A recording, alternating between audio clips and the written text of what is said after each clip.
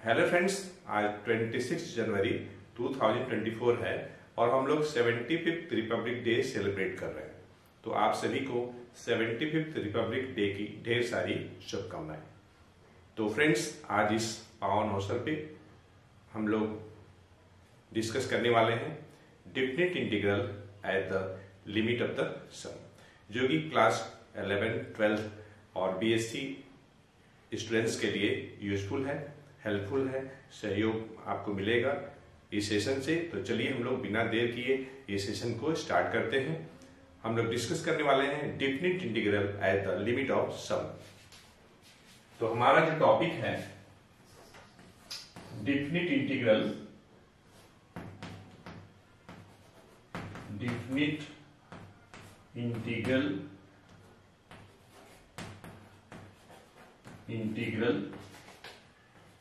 as the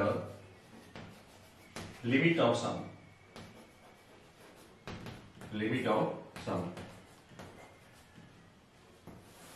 तो बच्चों, ये हमारा टॉपिक है आज का, definite integral at the limit of sum. और हम लोग इस कंसेप्ट को एक क्वेश्चन के थ्रू समझते हैं। जैसे मान लीजिए हमारे पास एक क्वेश्चन है और हमें लिमिट दिया है a to b, a lower limit है, बी अपर लिमिट है, और हमारे पास फंक्शन के रूप में एक्स स्क्वायर है। हमें इसका इंटीग्रेशन करना है। तो आप क्वेश्चन देखते ही आप आंसर तुरंत बता सकते हैं कि इसका आंसर होगा बी क्यूब माइनस ए क्यूब अपॉन 3 होगा।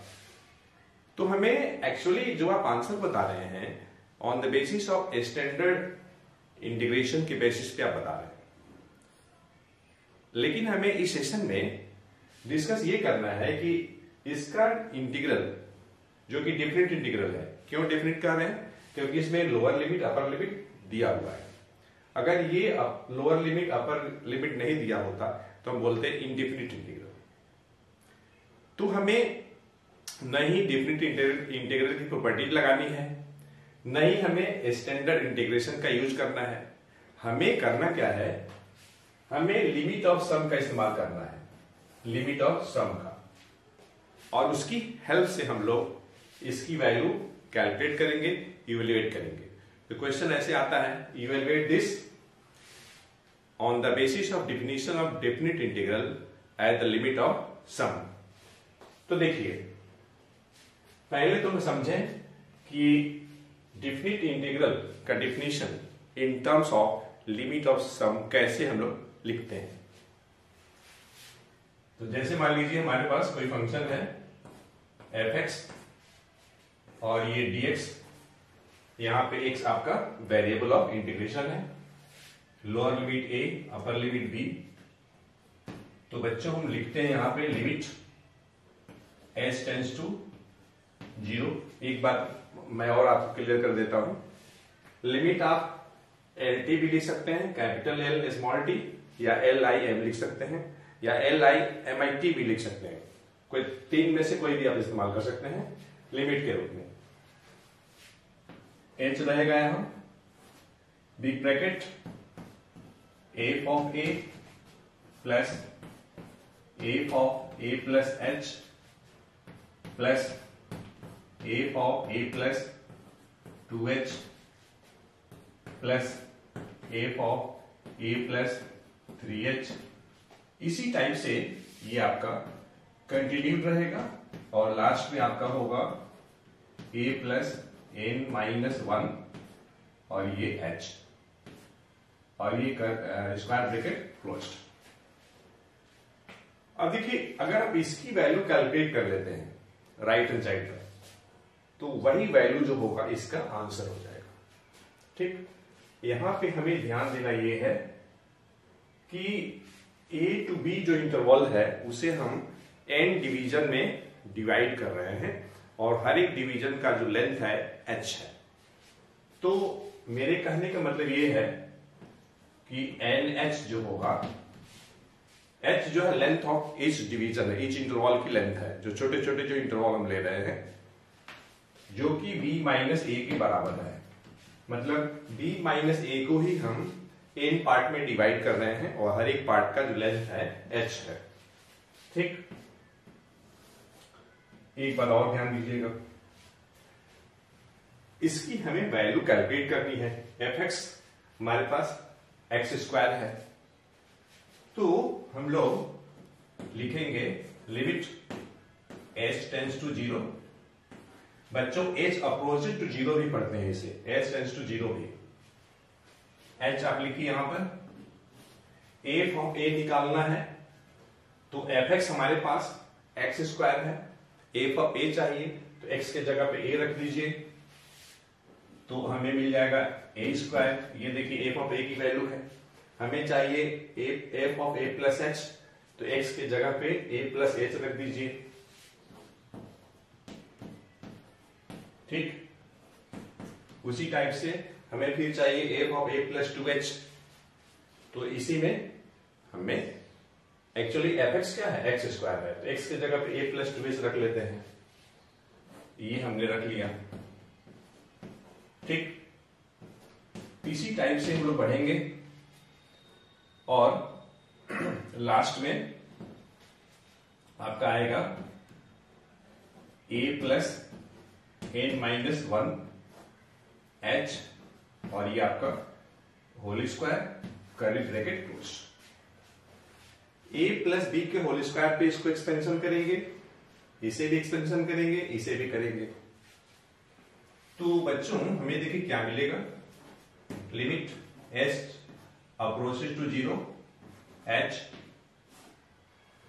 और एक बार लिख लेता हूं, ये a स्क्वायर, यहां से देखिए क्या मिलेगा, a plus b whole square, तो a square plus twice a h plus h square, यहां भी a plus b whole square कहिए या तो फिर x plus y whole square कहिए, तो a स्क्वायर प्लस ट्वाइस 2 2 जा 4 हो जाएगा ना, 2ab, तो b के जगह पे 2h है, तो ये आपका हो जाएगा 4ah हो जाएगा, प्लस b स्क्वायर, तो b के जगह पे 2h है, तो ये आपका 2 स्क्वायर h स्क्वायर हो जाएगा। उसी टाइप से यहां भी कुछ टर्म आएगा, उसको मैं लिख देता हूं एक बार, यहां आएगा आपका a प्लस 3h का होल स्क्वायर, तो आपको मिलेगा a स्क्वायर और 6ah और 3 स्क्वायर h स्क्वायर। इसी टाइप से जो लास्ट में मिलेगा आपका, लास्ट में जो मिलेगा इसका a प्लस n माइनस 1 और ये h का होल स्क्वायर। यहाँ पे देखिए ये भी ब्रैकेट है, बार ब्रैकेट है, क्योंकि स्मॉल ब्रैकेट में लगाया हूं तो n माइनस 1 इंटू एच है, तो n माइनस 1 के ऊपर मैंने बार लगा दिया है, विनक्यूलम भी इसको बोलते हैं। तो a square plus 2 into a n minus 1 h, और यहां पे लास्ट में आपका आएगा n माइनस 1 का स्क्वायर और ये h स्क्वायर, और यहां पे मैं कर्ली ब्रैकेट लगा देता हूं और ये बिग ब्रैकेट क्लोज। इसका एक्सपेंशन यहां पर है, ये हर एक को x plus y whole square पे एक्सपेंशन किया गया है। ठीक, अब जरा ध्यान दीजिएगा, थोड़ा ध्यान देना है, ज्यादा नहीं। देखिए a plus h whole square, a plus 2h whole square, यहां तक ये लास्ट में देखिए a plus n minus 1h square है, h का होल स्क्वायर है। तो आप ध्यान अगर देंगे तो a स्क्वायर यहां भी है, यहां भी है, यहां भी है, ऐसे करके कितना बार आपका a स्क्वायर आया है, तो आया है a स्क्वायर n बार आया है। तो a स्क्वायर अगर आप n टाइम्स ऐड करेंगे तो n टाइम्स a स्क्वायर हो जाएगा। ठीक, तो a स्क्वायर का तो काम खत्म हो गया, 2ah और यहां देखिए 4h है, 6h है, तो अगर हम 2ah अगर हम कॉमन ले लेते हैं तो यहाँ 1 बचेगा, यहाँ 2 बचेगा, यहाँ आपका 3 बचेगा। वैसे ही लास्ट में n-1 ये बचेगा। मिडिल टर्म से हमने 2ah कॉमन लिया, 1 प्लस 2 प्लस 3, ऐसे ही लास्ट में 2ah कॉमन लेंगे तो n-1। अब तीसरा टर्म देखिए एक्सपेंशन का, मैं इसको यहां लिख देता हूं, यहां पे लिख देता हूं। और देखिए इसमें हम क्या करेंगे कि कॉमन ले लेते हैं h²। तो अगर h² कॉमन लेते हैं तो यहां पे 1 है, यहां पे देखिए 2 का स्क्वायर है, फिर यहां देखिए 3 का स्क्वायर है, और लास्ट में है आपका n-1 होल स्क्वायर है। यहां भी मैं लगा देता हूं बार ब्रैकेट, ये भी ब्रैकेट ही है, इसका होल स्क्वायर और बिग ब्रैकेट क्लोज्ड। स्क्वायर यहां भी है, तो 1 को हम 1 स्क्वायर लिख सकते हैं। ये देखिए क्या है, sum of first n natural number, ये क्या है, sum of the square of first n-1 natural number. यहां पे देखिए स्क्वायर का टर्म है, ये बिना स्क्वायर का टर्म है। इसका भी स्टैंडर्ड रिजल्ट आपको पता है, इसका भी आपको स्टैंडर्ड रिजल्ट मालूम है, ठीक। तो हम लोग क्या करेंगे कि इसे हम लोग लिख सकते हैं लिमिट h टेंड्स टू 0। इस h को मैं अंदर अब लेके जा रहा हूं, n इंटू h, ये स्क्वायर। और देखिए nh जो है b-a के बराबर है, तो यहां आपका हो जाएगा a² इंटू b-a। h यहां भी आएगा तो h² हो जाएगा, तो यहां हम लिखेंगे twice a h into h² और जब आप इसे एक्सपेंशन देंगे तो आपको मिलेगा n-1 लास्ट का टर्म, उसमें आप n प्लस करेंगे तो n, और ये देखिए h इंटू h² 2 हमने लिख दिया यहां पे, ठीक। अब देखिए अगर आप यहां से एक n कॉमन निकालेंगे तो n और ये n² और ये देखिए h² है, h इंटू h², तो क्या हम यहां nh का होल स्क्वायर लिख सकते हैं, ठीक। तो फिर यहां हमें लिखना पड़ेगा, यहां पे हमें लिखना पड़ेगा 1-1/n लिखना, ठीक। अब इस जो nh है इसके जगह हम लिखने वाले हैं b-a, ठीक। ध्यान दीजिएगा n-1 इंटू n किए थे ना, तो समझ में आ रहा होगा ना। अब चला यहां देखा जाए, अगर समझ में नहीं आ रहा होगा तो मैं थोड़ा उसको डिटेलिंग करता हूं। हमें लग रहा है कि थोड़ा ज्यादा शॉर्टकट हो रहा है, इस स्पेस के चलते मैं सोच रहा था कि हमें एक ही स्लाइड पूरा हो जाएगा। देखता हूं, फिर से देखिए 2a common, h into h² और मैं कह रहा हूं कि ये तो आपका h² है, जब इसे आप सम करेंगे तो लास्ट का टर्म कितना है, n-1 है, इसमें 1 प्लस करेंगे n हो जाएगा। अच्छा एक बात और, डिवाइडेड बाई 2, ठीक।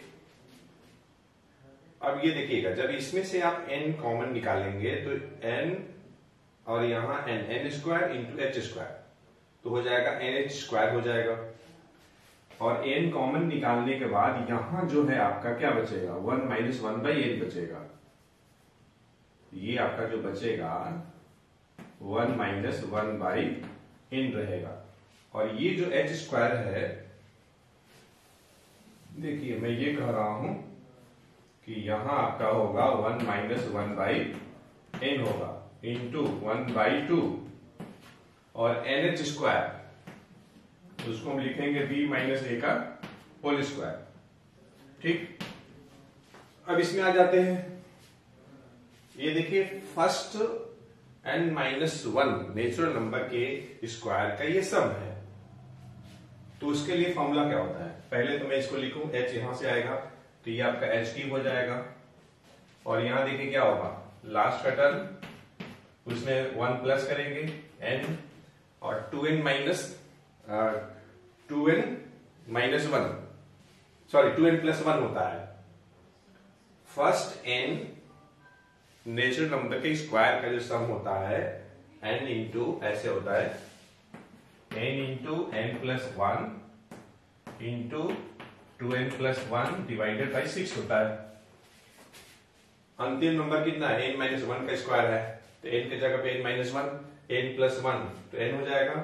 और 2n प्लस 1 कैसे निकालेंगे, 2n minus 2 plus 1, 2n minus 1 आ जाएगा। यहां जो है 2n माइनस 1 आ जाएगा और डिवाइडेड बाई आपका 6 हो जाएगा। अब फिर देखिएगा n कॉमन यहां से भी, n कॉमन यहां से भी, n कॉमन यहां से भी। तो अगर आप यहां से कॉमन लेते हैं n, तो ये आपका हो जाएगा 2 माइनस 1 बाई n हो जाएगा। ये आपका हो जाएगा, ये होगा 1 माइनस 1 बाई n हो जाएगा। और ये NH का क्यूब हो जाएगा, NH का क्यूब हो जाएगा, मतलब b माइनस a का होल क्यूब हो जाएगा। ठीक,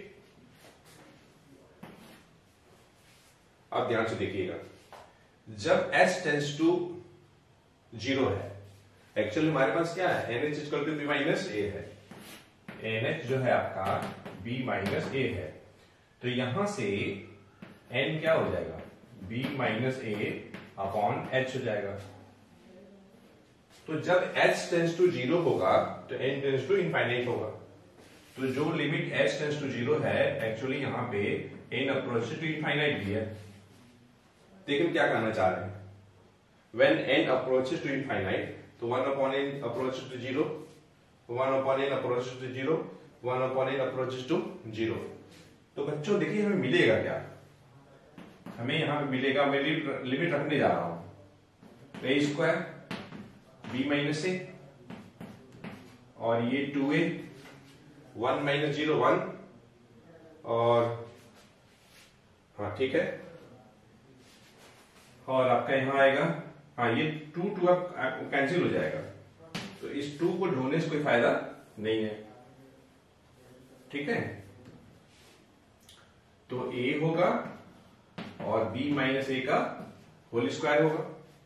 ठीक, अब देखिए यहां से क्या आएगा, 1 अपॉन 0 हो जाएगा, और ये तो n तो कॉमन ले चुके थे ना, यहां पे केवल 1 बचेगा, और यहां से देखिए केवल 2 आएगा, 1 अपॉन n क्या होगा, 0 हो जाएगा। तो 2 और यहां पे क्या है, ये 6 है। तो हम ये कहना चाह रहे हैं कि आपको जो मिलेगा 1 अपॉन 3 और b माइनस a का होल क्यूब। ठीक है, 2 से ये 6 कैंसिल हो जाएगा। अब देखिए हमें इसी को सिंप्लीफाई करना है, सिंप्लीफाई करेंगे आंसर आ जाएगा। कॉमन ले लेते हैं, b माइनस a कॉमन। ठीक, तो हमें यहां पर a स्क्वायर मिलेगा, a स्क्वायर, और यहां हमें मिलेगा a into b minus a, तो a b minus a square, और यहां हमें मिल जाएगा 1/3, b माइनस a कॉमन ले चुके हैं, तो b माइनस a का होल स्क्वायर, तो b स्क्वायर माइनस 2ab, और ये देखिए प्लस a स्क्वायर। ठीक, ओके, अब मैं थोड़ा स्पेस बना लेता हूं तो सही रहेगा।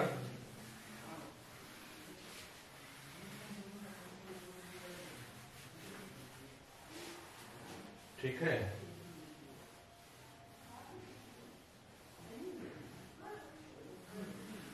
चलिए स्पेस तो बन गया। अब मैं अच्छे से आपको एक्सप्लेन कर देता हूं। देखिए 1/3 यहां है, यहां पे नहीं है। एक बात और देखिए, a स्क्वायर कैंसिल हो जाएगा। ठीक, तो हमें a to b x square dx, fx क्या है, x स्क्वायर है ना, इक्वल टू आ गया b माइनस a, हम लोगों ने कॉमन लिया है, तो यहां पे देखिए 3 भी कॉमन निकाल लेते हैं बाहर, तो हम लिख सकते हैं इक्वल टू 1/3। तो 1/3 लेकिन यहां तो है नहीं, तो ये आपका हो जाएगा, जो ए बी है 3ab हो जाएगा, और यहां पे आपका b² माइनस 2ab और ये प्लस b² आ जाएगा। 1/3 जो यहां था हमने ओवरऑल कॉमन ले लिया, तो यहां जो ab है 3ab हो जाएगा। अब जब देखिए 3ab पॉजिटिव 2ab नेगेटिव, तो ab हो जाएगा। तो बच्चों हमें मिलेगा 1/3 b माइनस a, और यहां मिल जाएगा b² प्लस ab और ये प्लस, हाँ यहां पे a² है ना लास्ट में, ठीक है। अब जरा देखिए, एक फॉर्मूला होता है x minus y into x² plus xy plus y²। ये फॉर्मूला होता है x³ माइनस y³ का। तो ये जरा देखिए, कंपेयर करिए, b minus a into b² plus ab plus a²। तो क्या ये b³ माइनस a³ नहीं हो जाएगा अपॉन 3? तो बच्चों इस तरीके से a टू b x² और यहां पे dx भी रहेगा, वेरिएबल ऑफ इंटीग्रेशन, उसकी जो वैल्यू हो जाएगी b³ माइनस a³ अपॉन 3 हो जाएगा। और चूंकि ये डेफिनेट इंटीग्रल है तो कांस्टेंट ऑफ इंटीग्रेशन नहीं होगा, मतलब इसकी जो वैल्यू होगी free from constant of integration होगी। तो बच्चों हम लोगों ने इसकी इंटीग्रेशन निकाली और स्टैंडर्ड रिजल्ट का हेल्प हम लोगों ने नहीं किया है, हम लोग यूज किए हैं by definition of definite integral at the limit of sum. इसका हम लोग इस्तेमाल किए हैं, इसका यही जो है लिमिट है ना, ये देखिए सम भी है हर एक जगह। तो बच्चों इस सेशन में इतना ही, हम लोग मिलते हैं नेक्स्ट सेशन में। जय हिंद, जय भारत, थैंक्स फॉर वॉचिंग।